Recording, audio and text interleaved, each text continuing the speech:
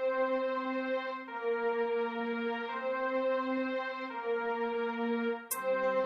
ka bɛn an k'an tɛgɛ di ɲɔgɔn ma Ala ka jamana sumaya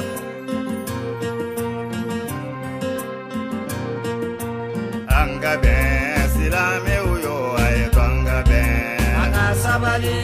sun ni tile an bɛ Ala wele n'an ma bɛn Ala bɛ hinɛ an na an ka bɛn silamɛw yo a ye to an ka bɛn sun ni tile an bɛ Ala wele الرحمن الرحيم الحمد لله رب العالمين والصلاة والسلام على محمد بن عبد الله وعلى آله وصحبه وسلم تسليما أمبادو ماما فو سينغا فو حلبي أن يانما تبي بلدو بلاتو سانفبي كايني الله في الله كسو كاندمي هل سامعا ولا نكرو نفتوكلا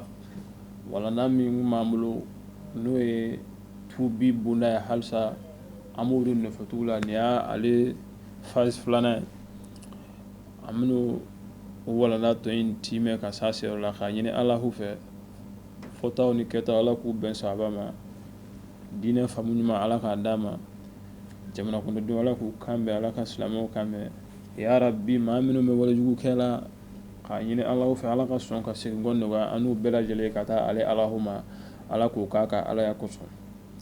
halbi tubi bunala an ye kumana kan k'a fɔ ala bɛ maa minnu wele ka segin ale ala ma maa min tɛ silamɛya la n'i bɛ silamɛya la i bɛ fotimisɛnninw kɛ ani ala yɛrɛ ka tubi dayɛlɛli ka bila a ka jɔnw ye aya minnu b'olu kan an ye aya minnu fɔ ka tɛmɛ k'a yira adamadenw na k'a fɔ ala ka hinɛ dayɛlɛlen don n'o ye tubi bunda ye a ka jɔn ye en tout moment ni kɔni y'a décidé ka segin ka taa ala ma an y'olu fɔ phase fɔlɔ la nin ye filanan ye an bɛ fɛ ka a walanda tɔ dafa a ɲini alaw fɛ ala ka sɔn ka kuma fɔko ɲuman nɔgɔya an ye ka a mɛnni nɔgɔya an n'an filɛbagaw ye a waleyali ala k'o fɛnɛ da an bɛɛ lajɛlen ma n'i y'a lajɛ ala ye yafara maaw ma ka tɛmɛ n'i ye kuranɛ la kuranɛ b'olu fɛnɛ langale an ye a yafara maaw ma ka tɛmɛ maa minnu ye maaw ye minnu kana ka gɛlɛn kuranɛ sera a dɔw a da sera a dɔw ma n'i ye suratu tawba ka bɔ aya 17 ka taa bila 18 na ala bɛ dɔw ka tubi minɛni langali olu tun ye min kɛ o ka jugu parce que ka ala kira ka yamaruya kan sɔsɔ o fɛnɛ ala kota cɛjuguba de ni maa min bɛ ala kira ka bonyaw hakɛw dɔn ka kɛɲɛ ala kira ka niveau la ala kira ka fɔ maa min b'o o khalifu wa o ye ala kota belebele de ye nka i k'a dɔn ala yafar'olu mɔgɔw ma n'o ye Ka'b bin Malik Mararatu bin Rabi'a ani Halal bin Umayya olu maa saba b'a la ala kira ka yamaruya kan o y'a sɔsɔ ala yafar'u ma suratu tawba kɔnɔ ala bɛna o baro bɔ an ɲɛna yen nɔ a b'a fɔ laqad taba Allahu ala an-nabiyyi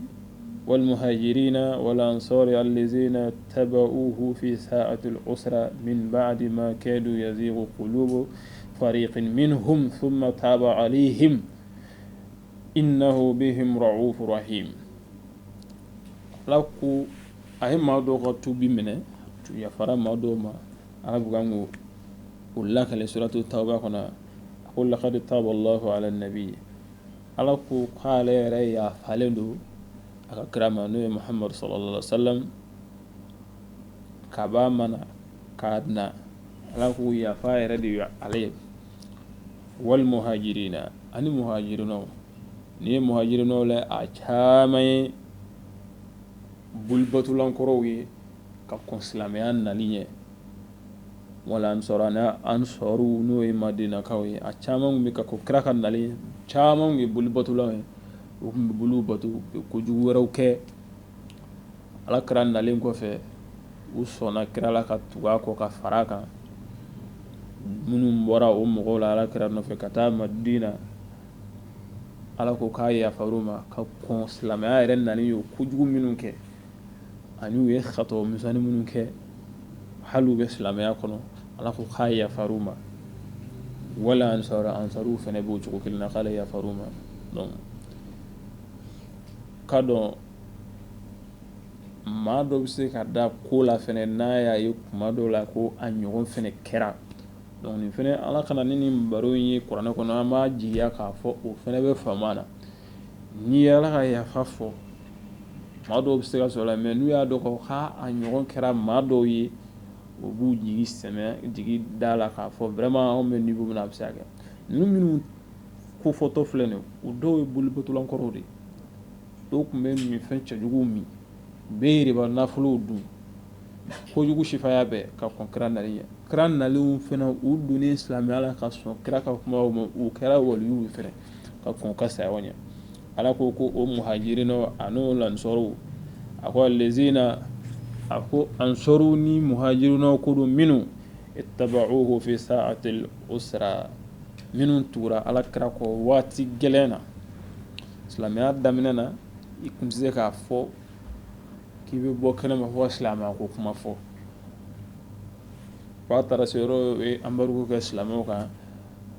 silamɛw kun tɛ se ka sanni kɛ maa fɛ sabu maa tɛna feere k'u ma kafiriw fɛ o wagatiw la sahaba minnu sɔnna ala kira la bilali ninnu n'u boyɔngo a ka ca ala y'o fɔ olu minnu kɛra muhajiru ni lansɔrɔw ye ala ko ale yafaru u ma u n'u ka kira bɛɛ lajɛlen ka kɔn u ye kojugu min kɛ kojugu dan ye bolibato de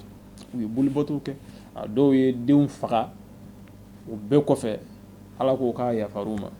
donc k'a jira la halisa e min bɛ bi n'i bɛ ka kojugu wɛrɛw kɛ i bɛ diinɛ kɔnɔ i t'a kɔnɔ i k'a dɔn k'a fɔ e seginni ka na ala ma o tɛ se ka kɛ ko ye ko min bɛ bonya hakili ma sabu a bonyako kɛra fɔ kuranɛ bɛ kan ka a walanda langala ye kuranɛ kɛra n'o o de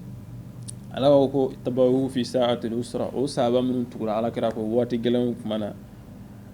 min ba'di ma mɔ kɔfɛ wagati jumɛn yazigu qulubu fariqun minhum mɔgɔw b'u la munafikiya tun bɛ minnu dusukun na mana min na ala kɛra ye a ghazwatu Tabuk caman b'a fɔ o kɛra ka bɛn ale wagati ma o wagati ala kɛra kɛlen k'a fɔ ka taa kɛlɛ la caman sɔrɔla mɔgɔ sabaw la minnu bɛ k'a essayer ka mɔgɔ wɛrɛw lamuruti ala kɛra a bɛna taa daw fagali ma nin tɛ silamɛ a yɛrɛ tɛ sɔn ka nin kɛ a bɛna taa faga nin tɛ ala ko ye ala m'an bila nin na nin ma ɲini an fɛ jihadi tɛ tiɲɛ y'a ta olu fɛn ninnu pour que munafigiw ka munafigiya kɛ u ni ɲɔgɔn cɛ jamakulu la f'u kun setɔ don maa dɔw dusukun na maa dɔw kun dar'u ka kuma la ka sɔn u ta ma dɔw ma sɔn a la ala ko k'o kɛra u y'o kojugubaw in kɛ munafigiya baara in kɛ sababu ni ɲɔgɔn cɛ ka dɔw lamuruti ka taa kɛlɛkɛyɔrɔ la mais o bɛɛ kɔfɛ ala tilara k'a fɔ dɔrɔn summa u kɛlen k'o baara jugu ninnu kɛ munafigiya baara in kɛ namimaya nin kɛra ka sababu k'u a essayé k'u dusukun lamini bɛ ala kɛra ka yamaruya kan ala kɛra ka kɛlɛkɛyɔrɔ la taga fɔ u dusukun lamini munafigiw minnu bɛ yen u ye baara min kɛ ka mɔgɔ dɔw bɔ kɛra ka jama n'u ka kumaw nɛnw ye dɔw ma sɔn ka bɔ a la nka dɔw bɔra a la ala ko minnu bɔra a la ani minnu y'a baara kɛ ko summa taaba alayhim u tilara kana yafa ɲini ala fɛ u ye min kɛ u nimisara ala ko k'u kɛlen ka nin baara yɔrɔ nin ye baara jugu dan ye mɔgɔ min kɛlen bɛ k'a ka kɛlɛbolo labɛn a bɛna taa kɛlɛkɛyɔrɔ la maa ka sɔrɔ min bɛ se ka na olu déstabiliser ka u fara i b'a ka kɛlɛ tiɲɛ a bolo nin fɛnɛ ye kojuguba de ye kojugu kɔdan dɔ fɛnɛ ye nin ye nka ala ko kɛlen k'o baara in kɛ u tilara k'ale ala yafa ɲini ko summa taaba alayhim ala yafaru ma ko innahu a k'a dɔn k'ale ala bihim ni nin baara jugu ninnu kɛbaga ninnu ye ra'ufu rahim ale bɛ makari masaya bɛ hinɛ u la u ye nin baara jugu minnu kɛ o bɛɛ la o hinɛ b'ale la donc i bɛna ye hali bi hinɛko de b'a la sinon n'a danna i y'a kɛ i ye min kɛ min minɛ o ma i ma sɔn ka tubi aw hali ni tubira n tɛ min minɛ o ma ala bɛ se o la nka ala y'o bɛɛ dɔn ka hinɛ an na ka yafa an ma sabu a b'an hinɛ minɛ a bɛ nin kɛ mun na sabu a y'an da ni fɛn min ala yɛrɛ de b'a dɔn wa fɛnɛ adamaden ka kɛ tɛ ala kota dancogo la o tɛ se ka kɛ o man ɲi ala y'an da f'an k'ale kota fɛnɛ ka segin o de ka di ala ye sabu danfɛnw bɛ ala bolo minnu tɛ ala kota o tɛ ala kota yɛrɛ ɲɛ ala ma ala kota bila u la n'a bɛ fɔ olu ma ko mɛlikɛw bɛ yen de ala ka yɔrɔ duuru dɔrɔn labatoli kama donc olu tɛ ala sɔsɔ ɲɛdɔn mais ala nana ni danfɛn wɛrɛw ye olu bɛ ala kota mais u bɛ tila ka bɔ ala kota la ka na kɛ ala kota contraire ye ala y'o kɛ adamadenw de ye donc différence min bɛ anw ni mɛlikɛw cɛ o fɛnɛ y'o yɔrɔ in de o de la an jɔyɔrɔ fɛnɛ bonyana hali ni mɛlikɛw ta ye sabu ala kɛtɔ k'an da mɛlikɛw y'o kuma in fɔ ala ko mɛlikɛw ma k'ale bɛ o bɛɛ kalama mais ala mago bɛ fɛn dɔ dɔrɔn la sinɔ batoli ko tɛ mɛlikɛw bɛ ala bato ka se degré min na anw tɛ se k'o kɛ u t'a sɔsɔ nka anw yɛrɛ de anw ka ala bato ma se degré min na an ka ala sɔsɔ fanga b'o sanfɛ o bɛɛ la ala y'o walakadi karamna bani adam ala yɛrɛ de y'an bonya k'o kan ye k'an bonya ka tɛmɛ mɛlikɛw kan n'o ni ala mago b'a batobagaw dɔrɔn na mɛlikɛw dɔrɔn bɛ se k'o kɛ dɔw ka baara ye joli dɔrɔn ye dɔw ka baara ye ruku ye dɔrɔn ye dɔw ka baara ye tinturu dɔrɔn ye dɔw ka baara ye zikuru dɔrɔn ye o bɛɛ bɛ mɛlikɛw la donc i k'a dɔn adamaden ka kɛ an b'a faamu cogo ye sɛn bon ala mago t'o la ka se degré dɔ la sabu ni sɛnya don mɛlɛkɛw ye sɛn mɛlɛkɛw tun bɛ ka kɔn an ye olu bɛ se ka ala bato ka o b'a ala bɔ dɔw ka baara ye tuwafu dɔrɔn ye betel mamur la i n'a fɔ alikaba b'an bolo duguma yan cogo min o mɔgɔw bɛɛ bɛ yen nɔ nka ala tilara ka o mɛlɛkɛw bɛ ala bolo olu bɛ baara foyi t'olu kan mais ala nana anw da k'an kɛ adamaden ka a fɛn fila bɛɛ bila anw na donc an bɛ tila k'o nege to an na k'o maîtriser ka kɛ alamɔgɔ ye ka kɛ alamɔgɔ ye ka ala ka danw bonya k'o nege to a n'o nege fɛnɛ bilala mɛlɛkɛw la i k'a dɔn mɛlɛkɛw bɛ juguya n'a ye an b'a ɲini ala fɛ ala ka sɔn ka hakili ɲuman d'a ma ala ko innahu bihim raufur rahim minnu y'o nafigiya baara in kɛ munafigiya baara in kɛ kira ka sababu cɛla k'u déstabiliser u tatɔ kɛlɛkɛyɔrɔ la dɔw bɔra a la dɔw ma sɔn ka bɔ a la nɛnw sera minnu kɔrɔ u tilara ka nimisa u nana ka na segin ala ma ka yafa de la ala ko k'ale yafar'u ma donc fana ye kojugu de kɛ e min fana b'a la i k'a dɔn i seginni bi n'i seginna ka na o kana kɛ kojugu ye ou bien o kana kɛ i kabako ye ala ɲɔgɔn kɛ a bɛ kan k'o baro lankala an ye kuranɛ kɔnɔ a bɛna fɔ an ɲɛna wa ala salasati lezina khulifu hatta iza daqat alayhim الأرض بما رحبت وضاقت عليهم أنفسهم وظنوا أن لا ملجأ من الله إلا إليه ثم تاب عليهم ليتوبوا إن الله هو التواب الرحيم ني كأبوني مررتني هلال ابن أمياك كيساي أو على الثلاثة الذين خلفوا الله بسرقنا فقاني ما سوا منو تورانو متى كلك يرلا munafiku do ka kuma siru kɔrɔ n'u bana ka taa kalanyɔrɔ la ka ban ten ka kira ka yamaruya kan sɔsɔ ala kira ko a ye taa olu ma sɔn ka taa ko kira bɛna taa an bila an na munafikiya ŋaniya ala kira dimina ala kira tɔɔrɔ olu kɔrɔ u yɛrɛ tora ten f'u yɛrɛ nana degun k'a dɔn u ye min kɛ k'a ma ɲɛ kuranɛ b'o fɔ ko hatta iza daqat alayhim al-ardu yɛrɛ kɛra taayɔrɔ t'u la bilen bima ni fɛn ye rahubati u ye fɛn min kɛ ala kɛra la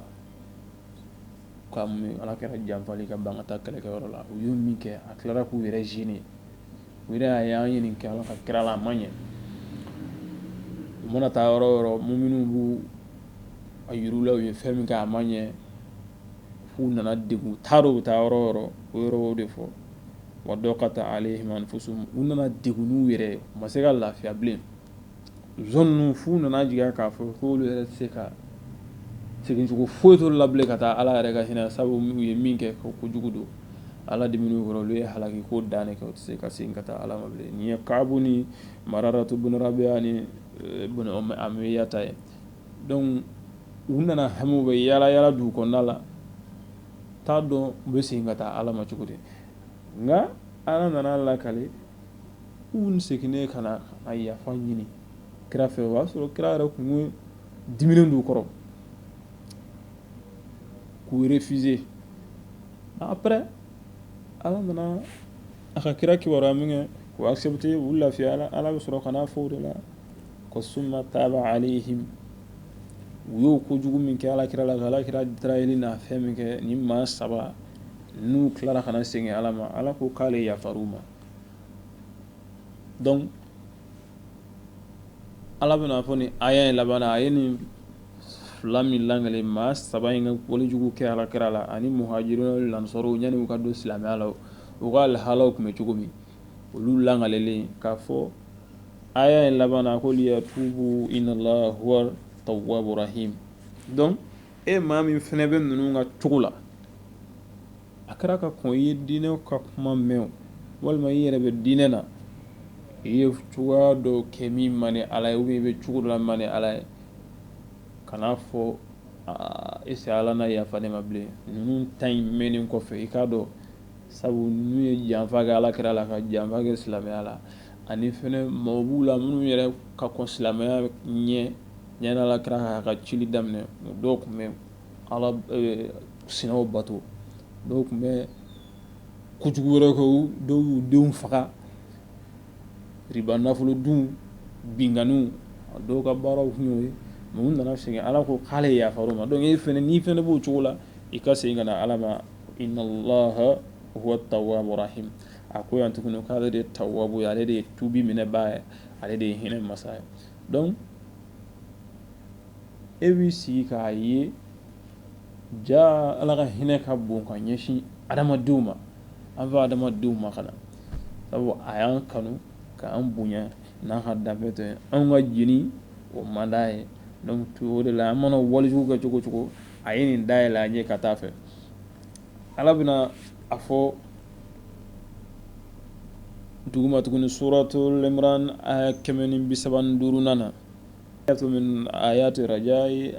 aya minnu bɛ maa hakili sigi Alahu Taala ka hinɛ na nin fɛnɛ o aya dɔ ye suratul Imran kɔnɔna na k'a fɔ walijugu mana caya cogo cogo i kɛra maa sifa o sifa i kɛra fɛn o fɛn kɛbaa wanɛ Ala ka tanamak'u la i k'a dɔn i ka segin ka na Ala ma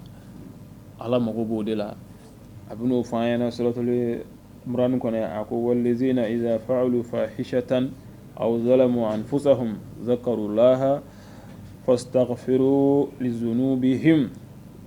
wa man yaghfir zunuba illa Allah wa lam yusirru ala ma fa'alu wa hum ya'lamuna ni ye suratul Imran aya Ala bɛ o fɛnɛ langale kuranɛ kɔnɔ k'a fɔ an ye toujours i k'a dɔn Ala ka nɛɛma bɛ nin bonda in na kojugu fo k'a dan tɛmɛ nin ye kuranɛ aya ye anw sera ka minnu fara ɲɔgɔn kan waati cogo la k'a langale ɲɔgɔn a caman caman de bɛ yen inna Allaha wal ghafuru a caman bɛ yen nɔ Ala ko maa minnu iza fa'alu fahishatan k'u ye walejugu dɔ kɛ fahshu ye ale bɛna walejugu bɛɛ jɛnɛya b'a la suɲɛli b'a la a sugu bɛɛ bingani maga faga a kirikara bɛɛ ko maa minnu n'u y'o kɛ a y'a fɔ k'a diya fahshu i se ka walejugu dɔ bɔ a la yan ko ni maa o maa y'a kɛ aw zalamu anfusahum ou bien u yɛrɛkun tɔɲɔ ni mun ye o bɛ kɛ fila fara Ala kan ye walejugu tɔw bɛ dogo la u de y'u yɛrɛ tɔɲɔ ni fila fara Ala kan ye se k'u yɛrɛ don jahanɛmɛ kɔnɔ o y'u yɛrɛkun tɔɲɔ ye o kɔfɛ Ala ko u y'o min kɛ o yɔrɔ la o hakili nana jigin Ala la a fɔ ni ye nin kɛ a ma diya Ala ye zakarullah ni ye nin kɛ a ma diya Ala ye o fana Ala ka kunnaja dɔ ye ka ɲɛsin a ka jɔn ma n'a y'i kanu i bɛ kojugu kɛ e bɛ sin ka Ala ya nɔɔrɔ b'i sɔrɔ i dusukun na i bɛ nimisa a yɔrɔ bɛɛ Ala ko o mɔgɔw ko n'olu ye yafa ɲini Ala fɛ u ka junubu la ala ko ko wa man yaghfira dhunuba joni be junubu yafa donc ya al sa kha fo e mam nga mo tintin dana me ko ni femisani ndo yi ika famu ka fo e ga fo chugumi ateti ala kan niveau la abe chugumi ala kan niveau la o de langale to flane iza fa'alu fahishatan aw zalamu anfusahum ni fene Quran a jemani ye kujugu kodanke atete minga iyo ke ko ako nga yoro la imna yi vraiment ne ni ke ala sona ka noro dima mi sera ki iblo sera kan ka fo vraiment ne ni ka manye ikabwa sera kan singo jigini kono o yoro la ikwi sigi ala sorola kana nyini ngalike sisa wa man yaghfiru dhunuba ako jomi junumu yafa ala yɛrɛ bɛna a yɛrɛ jaabi illallahu fo n'a kɛra ale alahu yɛrɛ wa man yaghfiru dhunuba illa allahu jɔn bɛ junumu yafa fo n'a kɛra ala yɛrɛ toujours yafa kɔni bonna kɔnɔ fɛn min b'an jigi sigi o ye de ala m'a fɔ an ye aya minnu kalan ala m'a fɔ ala kɛra bɛ yafi ma walima muminu an ɲɛmɔgɔ dɔ bɛ yafa ou bien alimami bɛ yafi ma ou bien diinɛ mɔgɔ bɛ yafi ma ala ko k'ale yɛrɛ de b'a minɛ donc hali ni tubira mɔgɔw bɛ se ka kuma dɔw f'i ma minnu min m'a tɔɔrɔ ala ko o bɛɛ to yen min ka gɛlɛn ala ka yafa sɔrɔ la ala dun ko k'ale b'a d'i ma k'ale yafalen don i ma kaban ala y'o de fɔ wa man yaghfiru dhunuba illa Allah ko jɔn bɛ junumu yafa fo n'a ka ala donc n'i seginna ka na ala bɛ yafi ma walam yusiru condition min bɛ ala ka yafa la dɔrɔn o ye e kɔni ka bɔ a la o de la a nan'o fɔ an fɛ walam yusiru ala ma fa'alu u kan ka kojugu min kɛ u ye kojugu min kɛ k'u ma dum'o kan c'est-à-dire u kan ka walejugu min kɛ u hakili jiginna a la o wagati la k'a fɔ u ye nin kɛ a man ɲɛ u bɛ fɛ ka segin kɔfɛ u seginna ala ko k'ale b'u ka yafa minɛ ala y'a sharti kɛ an tuguni ko walam yusiru ala ma fa'alu u kan ka fɛn min kɛ k'u ma dum'a kan u y'a jɔ o jɔyɔrɔ la o ma kɛ bilen ala ko ale b'a yafa wa hum ya'lamun o b'a dɔn u y'a jɔ u tumina kan u ma jɔ ka dum'a kan u dun b'a dɔn fɛnɛ k'a fɔ k'u bɛ ka min kɛ k'a man ɲi tant que i ma kɛ ten e y'a jɔ ala ko k'ale b'a minɛ donc nin ye tubi bunnaw ye ka taa ala b'an wele toujours an ka segin ka taa ala ma dɔrɔn tubi tɛ minɛ maa minnu ma ala bɛna olu fɛnɛ fɔ an ye nin fɔ nin ye ka mɔgɔw su ka kɛ tubi kan a bɛ minɛ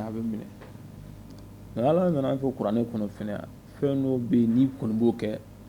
ale alahu tɛ yafa i ma n'i sara k'i to kan yafa cogo kɔni tɛ ka foyi la n'i ye suratul nisa ye aya 18 lajɛ ala bɛna fɔ o kɔnɔ ko laysatil tawbatu lillazina ya'maluna sayyi'ati hatta idha hadara ahadahum al-maut qala inni tubtu al-'ana wala allazina yamutuna wa hum kufaru ulaika a'tadna lahum azaban aliman ala ko ngante tubi minɛ maa minnu allazina ya'maluna sayyi'ati n'u bɛ walejugu kɛ u bɛ kojugu kɛ an ye mun fɔ duguma sisan k'a kɛ t'a dabila u bɛ walejugu sifa bɛɛ kɛ hatta iza hadara ahadahumul maut fo saya nana i minɛ ko kɔrɔ ye di i nana don sikara kɔnɔ e bana ka segin ala ka ma fo ka n'i don sikara kɔnɔ ala ko e donnen sikara kɔnɔ o wagati mi dɛsɛlen kojugu ka di ye sa nka a fanga yɛrɛ de t'e la kun ɲɔnɛ yali i b'o o min na a kɛli ko b'i kɔnɔ mais e yɛrɛ ɲɛ b'a la vraiment ni n ko n b'a kɛ wariko la a wari ma yɔrɔ tɛ n kun a kumakan duman n yɛrɛ sa kumako la bilen a fɛn foyi t'e la nka e dusukun na halisa baara in ka di ye donc ala bɛ kan k'o fɛnɛ de fɔ e ka t'o cogo la fo saya ka n'e sɔrɔ e b'o cogo la ten tɔ e ka sɔrɔ k'i kanto ko inni tubtu al'ana e ka sɔrɔ ala vraiment ne bɛ yafa ɲini fɛ ka segin ma o tɛ yafa ɲini sabu o y'a sɔrɔ a kɛli fanga t'i la bilen hali n'e ma yafa deni e tɛ se ka segin bilen sabu i dɛsɛra a fanga t'i la a wari t'i kunna a foyi t'i la bilen donc o wagati fɛnɛ tubi ala m'o ɲini an fɛ ala ko tubi t'o tigilamɔgɔw ye wala lezina k'a tɛ mɔgɔw kan fɛnɛ mɔgɔw ka tubi fɛnɛ tɛ minɛ maa minnu yamutuna n'olu fana bɛ sa o hum kufaru k'u to kafiriya la ka sa i kafirilama minɛ cogo t'i ka tubi la n'i kɔni sara k'i to kafiriya la ala ko ulaika atadna lahum k'ale dilanni k'olu ye fɛna n'o ye lajaba ye alimani min dimi ka bon kosɛbɛ nin ye ala ka kuma ye ka ɲɛsin maa minnu bɛ walejugu fo ka taa se u si ma fo k'u si ban k'i kɔrɔ k'i dɛsɛ e tɛ se ka walejugu kɛli nafolo yɛrɛ t'e kun bilen a kuma ka e dɔn a galabu yɛrɛ t'e la bilen e sɔrɔla k'a fɔ ko ne bɛ yafa ɲini ala ma ka segin ala fɛnɛ ko a tɛ minɛ o tigilamɔgɔw ye a bɛ tila k'a fɔ tuguni suratu nisa ye kɔnɔ aya 168 na a ko innal lezina kafaru wa zalamu ولم يكن الله ليغفر لهم ولا ليهديهم طريقا ala ko maa minnu kɛra kafiri jobatolaw bɛ bulu bato u dan bɛ fɛn wɛrɛ la u ye fɛn wɛrɛ ta ka bila ala ka pilasi la ala ko o mɔgɔw walima ni minnu yɛrɛ kun tɔɲɔ o fana ye jobato ye ka taa fɛ bulu bato ko lam yakuni llahu liyaghfira lahum ko ala ma kɛ k'a bɛ yafu ma sabu kafiriya kɔni ye ala ka baara yɛrɛ de min n'a kɛlen bɛ k'o don i n'a cɛ tanki ni sara k'i to kan kɔni tubi t'i ye f'i ka bɔ a la pelepele nka n'i kɔni ye boli kɔni bato ka bɔ ala ka hakɛ minɛlen k'a d'a ka danfɛn dɔ ma ala ko k'a tɛ jɛn n'o ye ala ko lam yakuni llahu liyaghfira lahum k'ale tɛ yafa ma wala liyahdihim tariqan ala ko wakati kanta k'i bila sira kan sira min bi i don alijinɛ kɔnɔ o sira ka taa du yɔrɔ fiyewu nin ye tubi tɛmɛnɛ maa minnu ma ni kɔni ma kɛ ni mɔgɔw ye toujours i k'a dɔn k'a fɔ ala ka tubi dayɛlɛlen d'u ye ala kɔni tɛ tubi minɛ maa ye pewu diɲɛ fara lahara kan tant que bolibato ala yɛrɛ y'o fɔ k'o diya n'i ye walanda in lamɛn ka taa fɛ an y'o kuranɛ ayaw fɔ ka caya fɛ ala kɔni tɛ tubi minɛ maa si ye tant k'i sara k'i to bolibato kan tubi minɛ baliya n'a minɛni o kɔni i kana sa ka dɛsɛ pelepele a kɛli se t'i ye k'i to kojugu kɔni na segin dɔrɔn i kana kɛ bilen kana segin a kɛli kan ala ko k'ale b'i ka yafa minɛ n ye kuranɛ ayaw ye a caman bɛ yen ala bɛna fɔ an ɲɛna yafa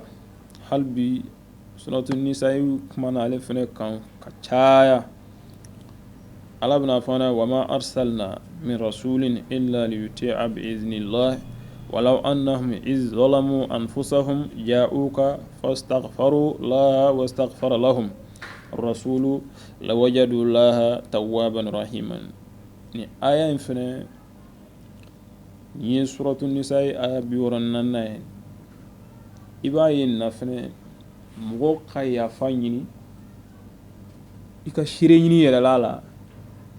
ka taa maa fɛ yen maa fɛ ka min na ka bɔ a la ka don diinɛ la k'a ɲini a ka ala deli ye ala ka yafi ma ni kuranɛ aya in fɛnɛ b'o an kalan na sabu a b'a fɔ walaw annahum iz zalamu anfusahum ja'uka ala ko ni ala kirama n ka danfɛn ninnu n ka jɔn minnu bɛ yen muminu don walima kafiru don u yɛrɛ kun tɔɲɔ u nana e muhamadu ma fastaghfarullaha ko e ka ala yafa ɲini u ye b'a fɛ i ka ala deli u ye ala ka yafa ma bɛ min na u ka bɔ a la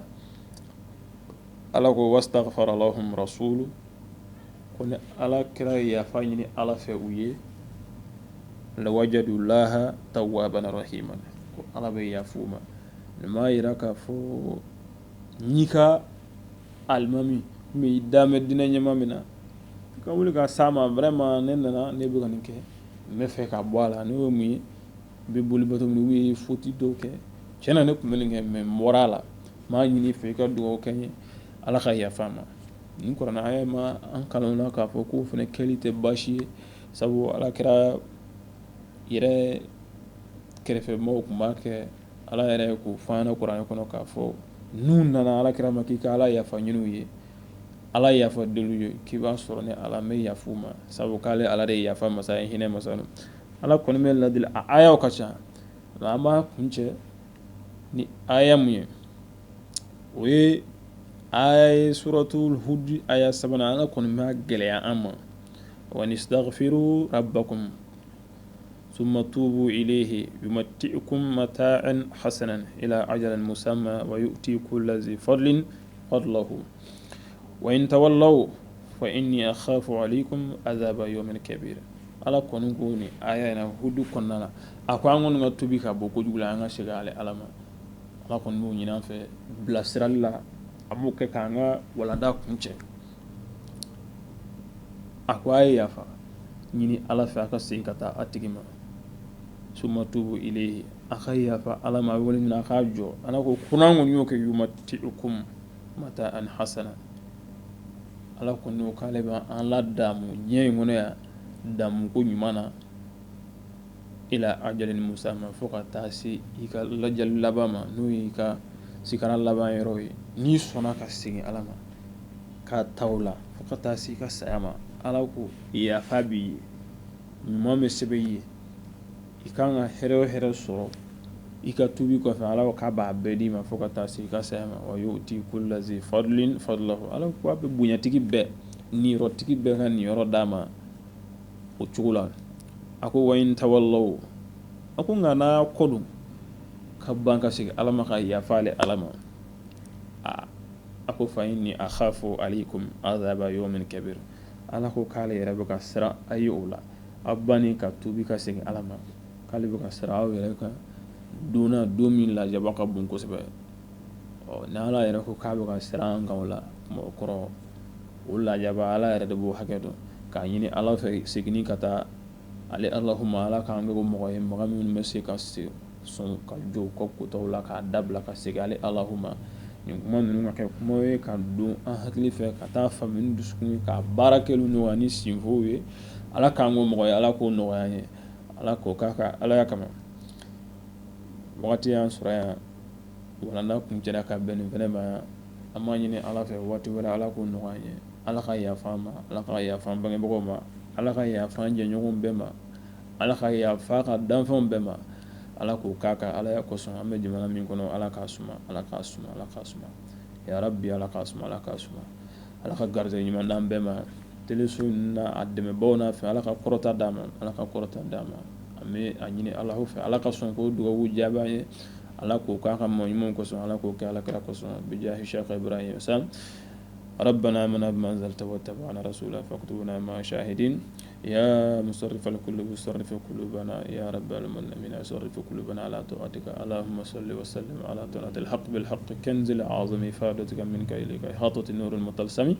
صلى الله عليه وعلى آله صلاة تعرفنا بها يا صلاة تنجينا بها من جميع الأهوال والآفات وتقضي لنا بها جميع الحاجات وتطهرنا بها من جميع السيئات وترفعنا بها عندك أعلى الدرجات وتبلغنا بأقصى الغايات من جميع الخيرات كلها بعد الممات بسر بسم الله الرحمن الرحيم الحمد لله رب العالمين الرحمن الرحيم مالك يوم الدين إياك نعبد وإياك نستعين اهدنا الصراط المستقيم صراط الذين أنعمت عليهم غير المغضوب عليهم ولا الضالين سبحان ربك رب العزة عما يصفون والسلام على المرسلين والحمد لله رب العالمين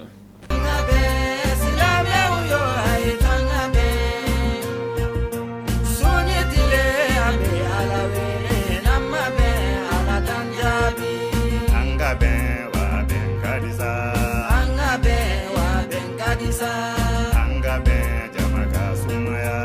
anga be ben kadisa